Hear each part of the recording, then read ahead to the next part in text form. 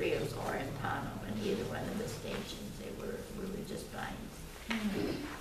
So In those days, the other missionaries, Jim and Pete and Ed, were missionaries in Shandia and later in Arahuno, but they were all very good friends.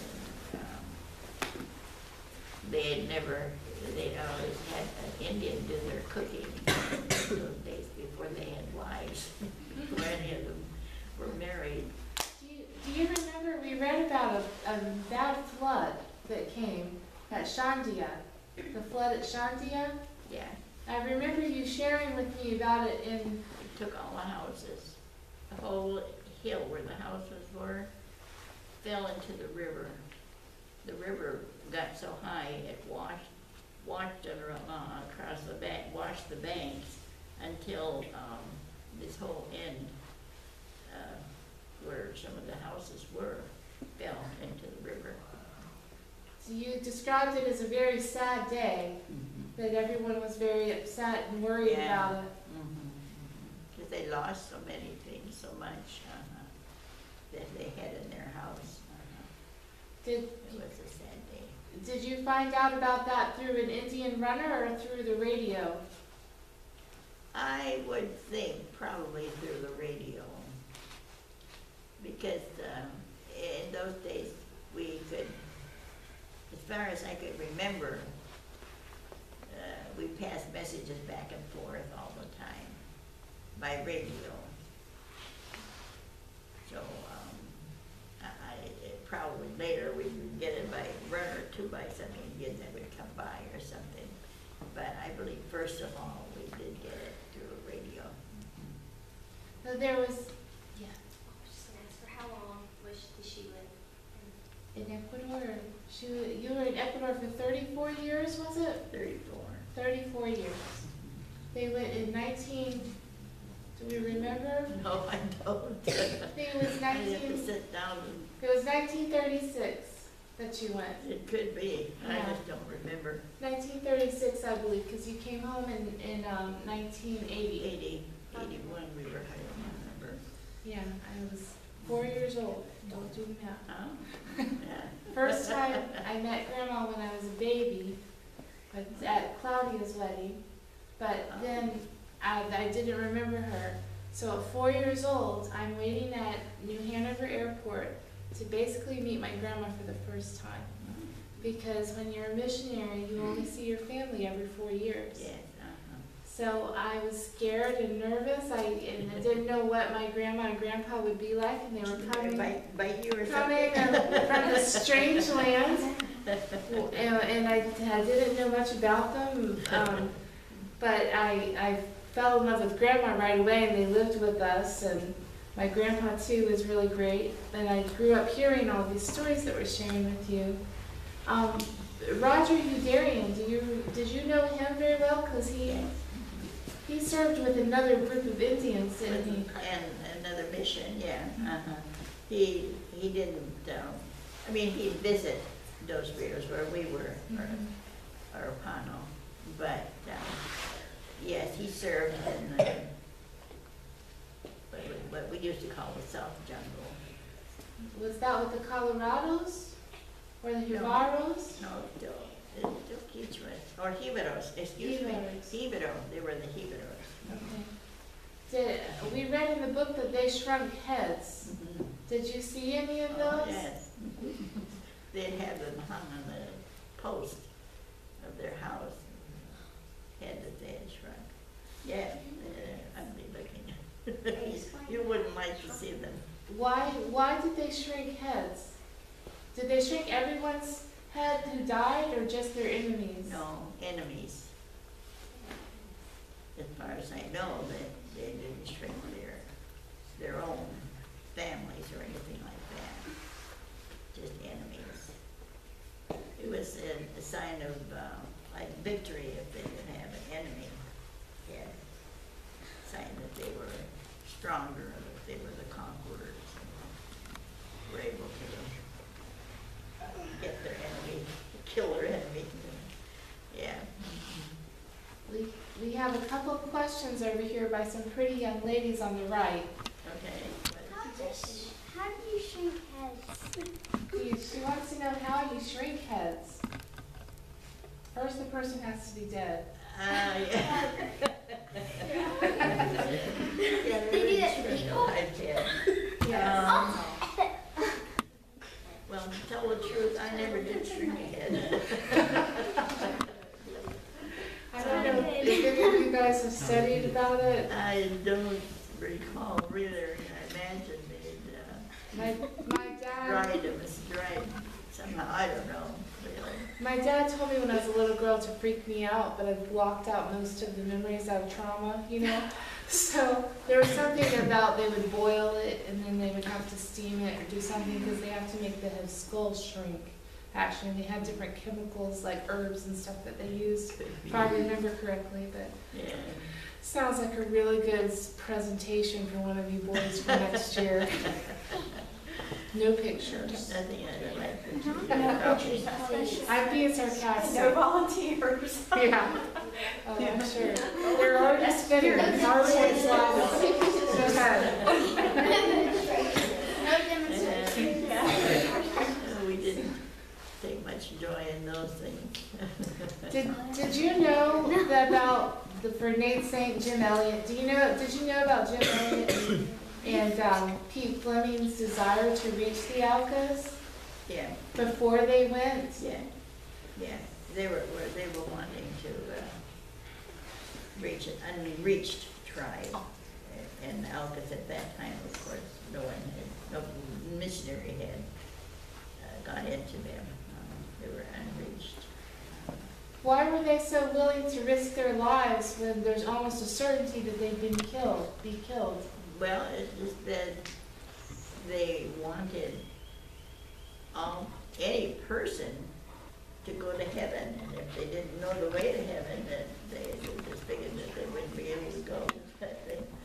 So they wanted them to know the gospel, to know about Jesus, and that he had died for them, and that they could be, when they died, they could go to heaven instead of any place else. How did you find out about them going to Palm Beach, to landing the plane amongst the Aucas? How did you find out about the 5 men? We had radio. We had a lot of radio contacts all the time. Different types of radio contacts. Certain hours when all missionaries, all mission stations were on the same network, and we could all hear what was going on. So we knew pretty well what went on in the different mission stations regularly. I had read that they kept their mission a secret, that they told people they were doing the bucket drops with the presents and stuff, but that they'd actually landed and were living on Palm Beach, as they called it. Mm-hmm. How do you pronounce the name of that river? Curare? But how did you, I heard that was kept secret, that they were living there trying to meet the Aucas in person. For a while. For a while. Before, Did you find out after they had died or before that they had landed and were trying to make contact? I'm trying to recall. I think, though, that we knew it before, because I remember reading about on the TV, hearing about it on TV, about Palm Beach. And we kept track of from the radio mission station, they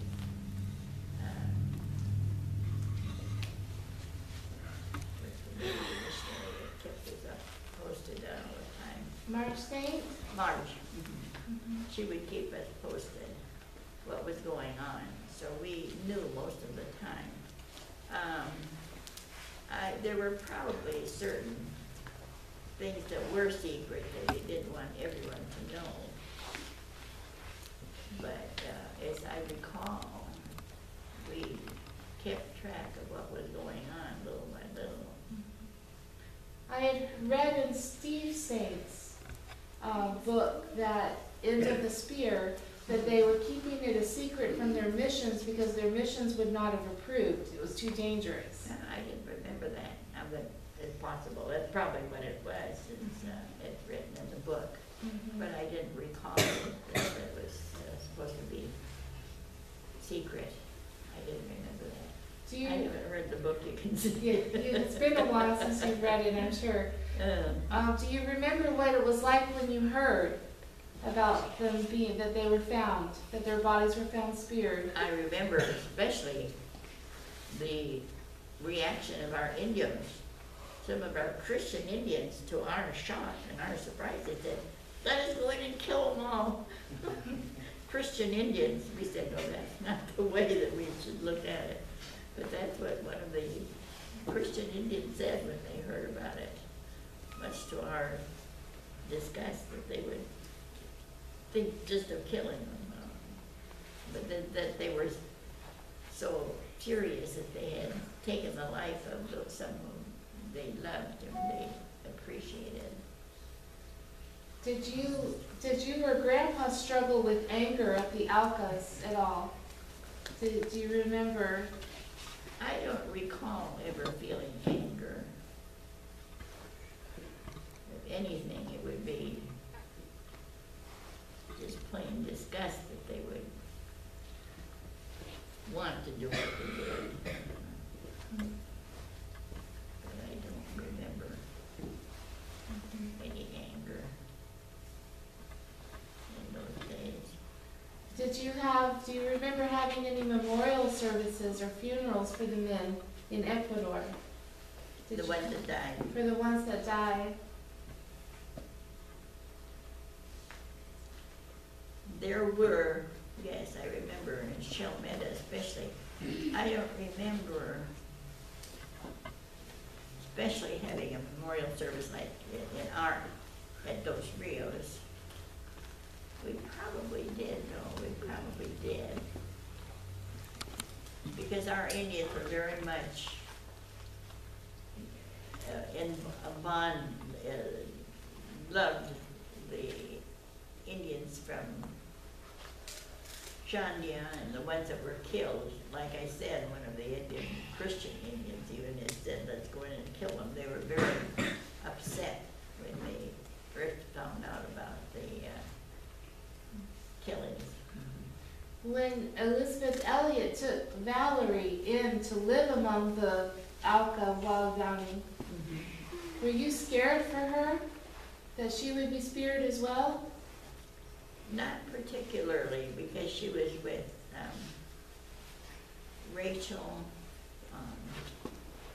They'd established sort of a peaceable, Rachel Saint was living in there. I think where she went in first was where Rachel was. And Rachel had already started learning the language from Dayuma, was it? Yeah. Did you know Dayuma? Yes, she lived with us for a while. Oh, she did. I didn't know that either. Yeah, she did. She came to Dos Rios and lived with us for a while. Did any of you guys read about Dayuma in the books? Dayuma was one that came out from the Aucas. She escaped because there was basically a hit out on her. She was the next to be killed.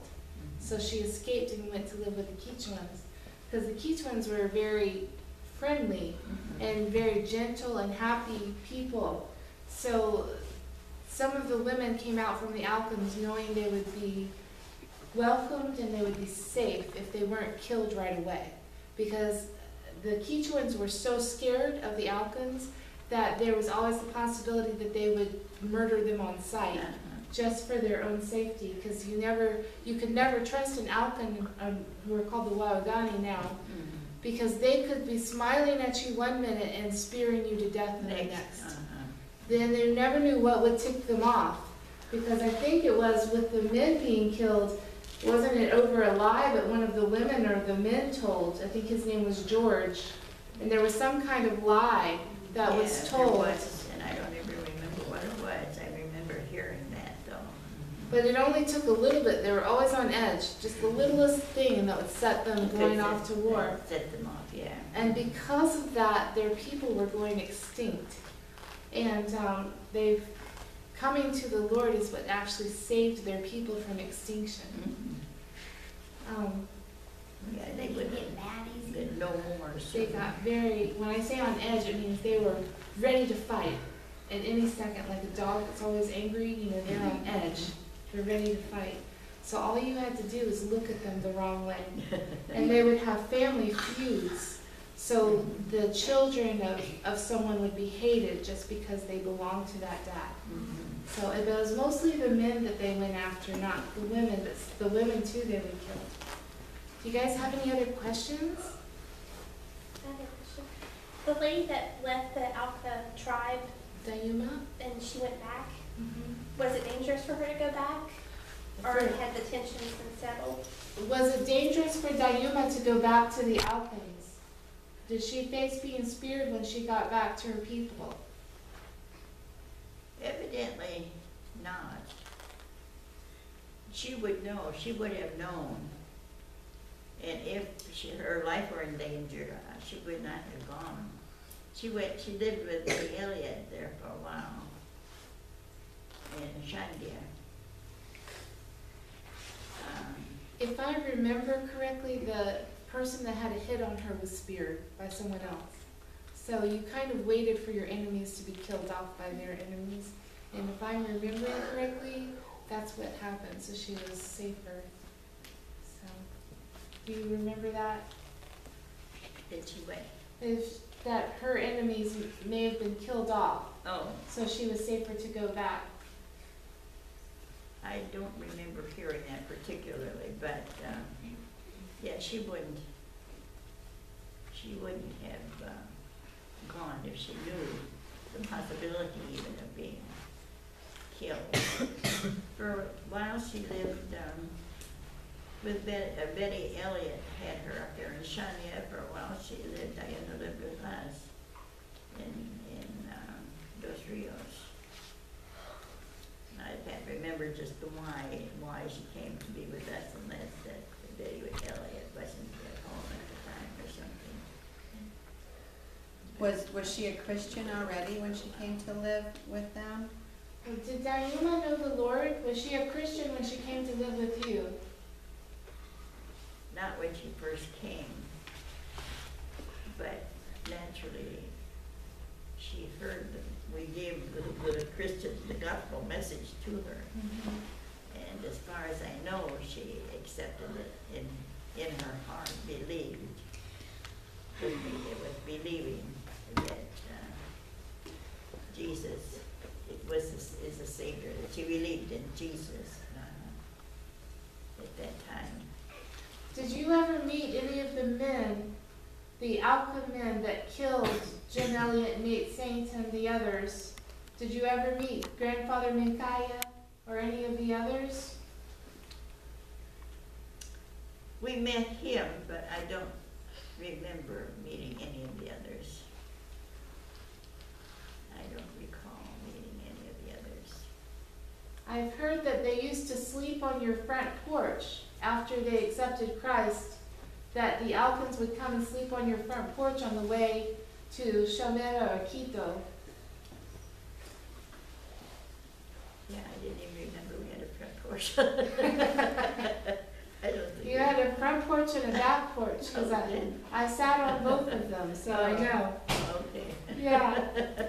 The house that grandfather built and that they lived in is still standing, so I got to go and Oh, see it. I sat on the front porch and heard So you stories sat- about them while I watched one of the old grandmothers make a shiga, that bag, this bag that I carry.